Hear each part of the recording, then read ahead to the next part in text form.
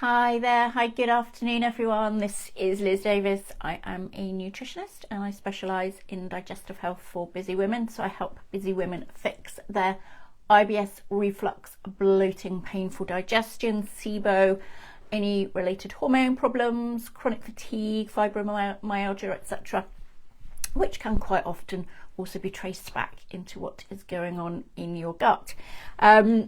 So I generally do this with state-of-the-art gut testing, hormone testing, and any other kind of testing that we need, and then use dietary and lifestyle upgrades to bring everything back into balance for you nicely.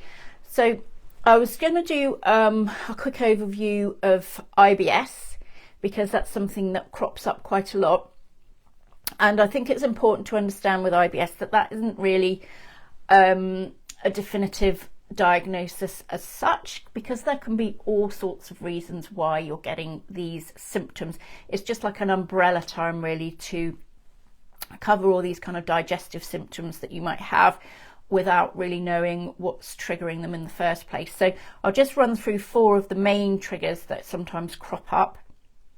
It's not an exhaustive list, so there are obviously other triggers that you can that can be causing things as well, but these are kind of the main ones that tend to surface all the time.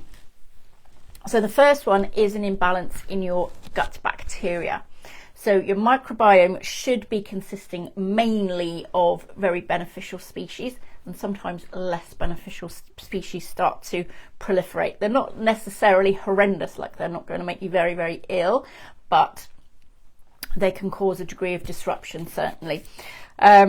And it can come about for all sorts of reasons. So the main ones would be, say, if you've had antibiotics, so you've either had a short course of very intensive antibiotics, sometimes we'll do it, or maybe you've been on long-term antibiotics, or you've just had lots of different courses of antibiotics for whatever reason. A typical scenario would look like someone who'd had lots of ear infections as a child. So you'd had lots of infection or kind of antibiotic courses as a child, and then this can cause problems with your gut, which kind of potentially get worse as you get older. Taking the contraceptive pill will do it as well. If you've been taking the pill for a long time, that can disrupt your gut flora, or any kind of anti-inflammatories, etc. Or long-term meds will do it. So all those things, and you've got pollution and dietary issues as well. So if you eat, say, mainly white things, so lots of sugar, pastry, white pasta, white rice, etc., that's what the less desirable gut bacteria like to feed on. So that kind of makes them proliferate a little bit more than we probably would want them to be. So there's quite often a combination of things going on as well. But we tend to test. If we test, we know what's happening, rather than kind of going around in circles trying different things. So in addition to the bacteria, we might have parasites in the mix as well, which isn't generally as bad as it sounds. Sometimes as part of this, what we call dysbiotic pattern, there are parasites in there too. So they're not horrendous parasites, but for some people they can cause significant problems, particularly if you've got multiple strains of parasites going on at once. Again, if you've had a lot of white foods going on, or lots of alcohol, or anything like that, that tends to feed these parasites. That's what they like, and then they can kind of overgrow and cause problems as well. Quite often with IBS, there's an issue with the gut-brain axis. So the gut and the brain are constantly talking to each other. So if you're very stressed all the time, if you're very busy, this can have an impact on your gut. And if you're someone who suffers with IBS, then it can it has been shown that you've probably got just a bit more of a sensitive gut, so what they call a second brain. So you've got lots and lots of nerve endings in your gut, and this is called your second brain, and that yours can potentially just be a bit more sensitive than normal, and that can be what's triggering symptoms. And so add to that any kind of childhood trauma will do it, can cause problems later in life, and any kind of just day-to-day stress as well. So your nervous system's on red alert, and this is what can be causing problems with your gut. So really important to kind of get, if you have got any trauma or whatever, to get to see a counsellor, hypnotherapist, whatever you fancy, and try and get to the root cause of what's going on there.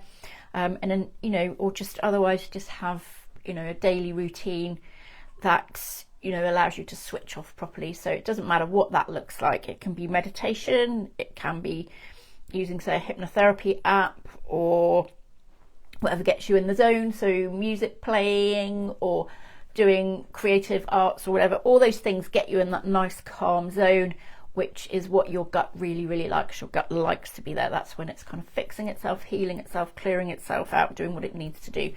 And you're in rest and digest then, which is where you want to be. Next up, a big one as well, is food sensitivities. So if you it tends to be quite noticeable, with food sensitivities, but not always, because sometimes the reaction can be delayed. So gluten and dairy would be your main offenders there. There are other things as well, but those are the main offenders. Or it can be something like, say, you're reacting to high FODMAP foods. So this is a bit misleading, because it's not like you're reacting to those foods because you can't tolerate them as such. It's more like your gut can't process them at the moment because you've got whatever imbalance it is going on, which is causing your gut to not function very well. So high FODMAP foods tend to be just that much more challenging for your gut to deal with, so they're going to trigger symptoms. Not because you can't tolerate the food, but just because you can't tolerate it at that time, because they're just too tricky if your gut is feeling particularly sensitive. So there's that distinction to be drawn then as well. So again, the best thing to do with that is do a simple elimination challenge. So if you feel like gluten may be an issue, just take it out of your diet for a period of time. Same with dairy or whatever else you feel like might be an issue, and see if those symptoms resolve. And if it doesn't, then that's probably not your issue. But the thing is with the FODMAP diet as well, it's not, low FODMAP diet is not a long-term solution.